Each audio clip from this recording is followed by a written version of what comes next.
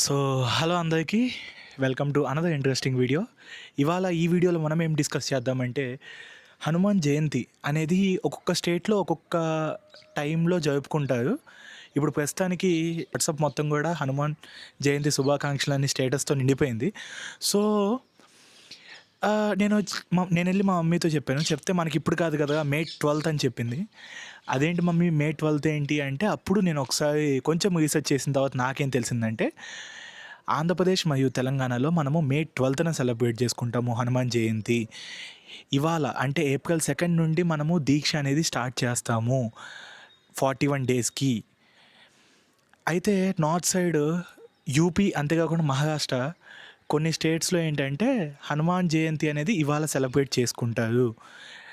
వాళ్ళ నమ్మకం ప్రకారం ఏంటంటే ఇవాళ హనుమంతుడు జన్మించాడని చెప్పేసి దాని పరంగా వాళ్ళు సెలబ్రేట్ చేసుకుంటారు. మన పరంగా అంటే ఏపీ, తెలంగాణ పరంగా ఏంటంటే మనము హనుమంతుడు లంకకి వెళ్ళాడు సక్సెస్‌ఫుల్‌గా జయించాడు. ఆయన అంతకుముందు తనకేవైతే ఆహ్, అంటే ఋషివర్యుల శాపాలు కొన్ని ఉన్నాయి. సో, కొంచెం అంత డీటెయిల్‌గా వెళ్దాం అనుకోవట్లేదు నేను దీంట్లో. బట్ ఏంటంటే ఆయన మర్చిపోయింది మళ్ళీ తిరిగి గుర్తొస్తాయి, గుర్తు చేస్తారు. చేసిన తర్వాత లంకకి వెళ్తాడు. సో, దాన్ని మనం సెలబ్రేట్ చేసుకుంటాము. సో, అదే ఆంధ్ర, తెలంగాణకి అంతేకాకుండా ఇప్పుడు ఏవైతే స్టేటస్ నిండా హనుమాన్ జయంతి శుభాకాంక్షలు అని స్టేటస్‌లు వస్తున్నాయో దానికి డిఫరెన్స్ అనమాట. ఆహ్, మనం ఎప్పుడూ గూడా ఏంటంటే ఒక్కొక్క లైఫ్‌లో ఒక్కొక్క పార్ట్‌ని మనం సెలబ్రేట్ చేసుకుంటాం. ఇప్పుడు వాళ్ళు లైఫ్‌లో బర్త్‌ని సెలబ్రేట్ చేసుకుంటే హనుమంతుడి యొక్క బర్త్‌ని అండ్ మనమేంటంటే ఆయన ఓవర్‌కమ్ చేసిన దాన్ని మనం సెలబ్రేట్ చేసుకుంటున్నాం. ఇది మనకి వాళ్ళకి డిఫరెన్స్. హనుమంతుడు ఏంటంటే ఆయనకి మరణం లేదు. మీకు ఆ విషయం తెలిసే ఉంటది. హనుమంతుడికి మరణం లేదు. అండ్ ఇంకొకటి ఆహ్, హనుమంతుడు అనంలోనే నాకు బాగా గుర్తొచ్చేది భక్తి అనమాట. అంటే అప్పట్లో ఒక వీడియో చూసాను. ఆ వీడియో నన్ను చాలా ఇన్‌స్పైర్ చేసింది. యాక్చువల్‌గా శ్రీరాములు వారు ఒక కింగ్ అనమాట. మీకు తెలుసు అందరికి తెలుసు కింగ్. శ్రీరాముల వారు ఒక కింగ్. అయితే ఆయన గొప్పతనం ఏంటి అనేది అంటే నా బ్యాడ్ లక్. నేను రామాయణ ఇతిహాసాలు ప్రాపర్‌గా చదవలేకపోవటం అండ్ మూవీస్ గూడా కొంచెము మెయిన్ థింగ్స్‌ని నాకెందుకో హైలైట్ చేసినట్టు గాకుండా ఏవో మిగతా అందరికి తెలిసిన స్టోరీ అందరితో పంచుకున్నట్టుంటది. బట్ నాకు ఏంటంటే యాక్చువల్‌గా లవకుశులున్నారు. ఉన్నా కానీ మనకి మొత్తము ఇండియా మొత్తము లేకపోతే ప్రపంచం మొత్తం గూడా ఎక్కడ గూడా లవకుశుల యొక్క టెంపుల్స్ ఉండవు. కానీ హనుమంతులు అంటే ఏంటంటే మనకి భక్తి అనేది చాలా ఇంపార్టెంట్. ఒక నెపోటిజంలాగా కాకుండా ఒక కింగ్ తర్వాత మళ్ళీ నెక్స్ట్ కింగ్ వాళ్ళ సన్స్‌ని వర్షిప్ అన్నట్టు కాకుండా భక్తి యొక్క ఇంపార్టెన్స్ ఏంటో మనకి ఇతిహాసాల్లో చెప్పుకుంటూ వచ్చారు. హనుమంతుడిని ఎగ్జాంపుల్‌గా చూపించుకుంటా. అండ్ ఇంకా చాలా ఫ్యాసినేటింగ్ స్టోరీస్ ఉన్నాయి. లైక్ సైన్స్‌కి హనుమాన్ చాలీసాకి ఉన్నట్టు వీడియోస్ కూడా ఉన్నాయి. మీ అందరికి తెలిసే ఉంటుంది. ఐ మీన్ అప్రాక్సిమేట్‌గా ఎర్త్ నుండి సన్‌కున్న డిస్టెన్స్ అనేది మనకి హనుమాన్ చాలీసాలో డిస్క్రైబ్ చేసి ఉంటారు. సో, అండ్ అంతేకాకుండా మధ్య హనుమాన్ టెంపుల్‌కెళ్ళాను. సో, ఆ టెంపుల్ అనేది చాలా ఇంట్రెస్టింగ్ ఉంటుంది. నేను వ్లాగ్ చేశాను. ఆ టెంపుల్‌కి ఫస్ట్ టైమ్ వెళ్ళాను. సో, అది కూడా దీంతో పాటు కంటిన్యూ అవుతుంది. Hello everyone. జై శ్రీరామ్ అందరికీ. ఈ టెంపుల్ చాలా అంటే చాలా బాగుంది. ద్వారకా తిరుమల నుండి వచ్చిన ప్రతి ఒక్కళ్ళు కూడా ఈ టెంపుల్‌కి ఖచ్చితంగా రావాలని నా పర్సనల్ సజెషన్. అండ్ ఇంకొకటి ఏంటంటే ఈ టెంపుల్ గురించి స్థల పురాణం తెలుసుకున్నా గానీ ఈ టెంపుల్ చాలా బాగా నచ్చింది. నేను ఇప్పటివరకు విజిట్ చేసిన అతిపెద్ద హనుమాన్ టెంపుల్ ఇది. ఆహ్, ఏదో ఇక్కడ వచ్చినంత వరకు ఏదో చిన్న టెంపుల్ అనుకున్నాను. కాకపోతే ఇక్కడికొచ్చిన తర్వాత ఇంత గ్రాండ్ స్కేల్‌లో కడతారని నేను అస్సలు ఎక్స్‌పెక్ట్ చేయలేదు. ఆ మాత్రం ఉండాలని హనుమంతుడి స్వామి వారికి. అంతేకాకుండా టెంపుల్ చుట్టూ కూడా చాలా గ్రీనరీ గానీ అండ్ రెనోవేషన్ జరుగుతుంది టెంపుల్ లోపల. దేవుడికి ప్రార్థించాననమాట ఇంకోసారి దర్శనం కలగాలని చెప్పి. ఆ టైం కల్లా ఇంకా టెంపుల్ మంచిగా రెడీ అవుతదని నేను కోరుకుంటున్నాను. ఖచ్చితంగా అవుతది.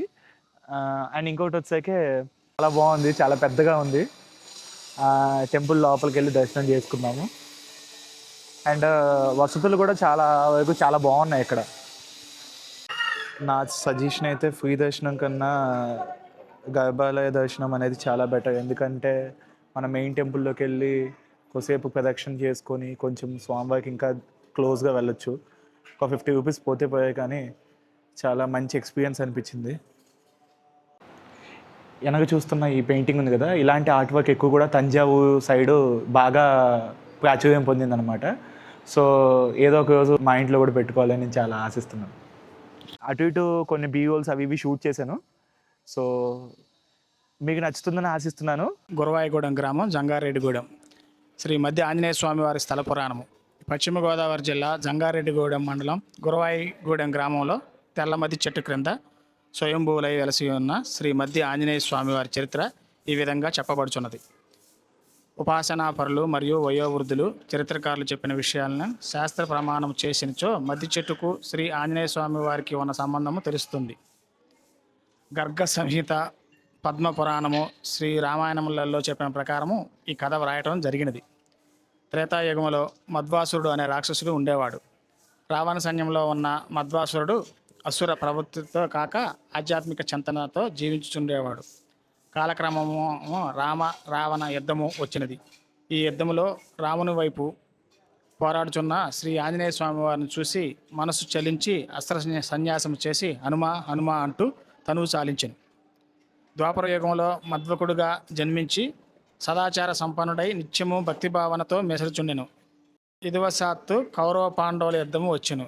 యుద్ధములో కౌరవ పక్షమున పోరాడుచున్న మధ్వికుడు అర్జును జెండాపై ఉన్న శ్రీ ఆంజనేయ స్వామి వారిని చూసి పూర్వజన్మ స్మృతితో ప్రాణత్యాగం చేసెను. కలియుగములో మధ్వుడిగా జన్మించి తపస్సు చేసుకొనుచు సంచరించుచుండెను. అలా తిరిగి తిరిగి ఎర్ర కాలువ ఒడ్డుకు వచ్చి తపస్సు చేసుకొనుటకు నివాసము ఏర్పాటు చేసుకొనెను. ప్రతిదినము కాలువలోకి దిగి స్నానం ఆచరించి శ్రీ ఆంజనేయ స్వామి వారి కొరకు తపము ఆచరించుచుండెను. అలా కొంతకాలము తపస్సు చేసిన మధ్వుడు మహర్షి అయ్యను. వయోభారంతో మధ్వ మహర్షి అడుగులు తడబడుచుండెను. ఒకరోజు మహర్షి స్నానము ఆచరించి ఒడ్డుకు చేరబోయి అంతలో కాలువలో పడిపోయాను. ఇంతలో ఎవరో ఆపినట్లుగా ఆగిపోయాను. ఆశ్చర్యం. ఒక వానరము మహర్షి చేయి పట్టుకొని ఒడ్డుకు తీసుకువచ్చాను. సఫర్యాలు చేసి ఒక ఫలము ఆహారముగా ఇచ్చాను. మహర్షి మామూలుగా జపము ఆచరించుచుండెను. ప్రతి నిత్యము కాలువలో స్నానం చేయించి ఒక ఫలము ఆహారంగా ఇచ్చిన వానరము గురించి మహర్షి ఆలోచించలేదు. ఇలా కొంతకాలం జరిగిన ఒకరోజు తనకు సఫర్యలు చేయుచున్న వానరమును తదేక దృష్టితో చూసి ముగ్ధుడై, స్వామి, ఇంతకాలము మీతో సఫర్యాలు చేయించుకున్న మా పాపాత్మును నేను జీవించునుట అనవసరమని విలపించసాగాను. స్వామి ప్రత్యక్షమై, మధ్వ, ఇందులో నీ తప్పు వేషమైనను లేదు. నీ స్వామి భక్తికి నేను మెచ్చి స్వయంగా వచ్చి నీకు సేవలు చేశాను. కావున విచారించక ఒక వరము కోరుకొనుము అని చెప్పాను. దానికి స్వామి, మీరు ఎల్లప్పుడూ నా చెంత ఉండేలా వరము ప్రసాదించమని ప్రార్థించాను. నచ్చుతుందని ఆశిస్తున్నాను. Signing off, Deepak కాల్సిన.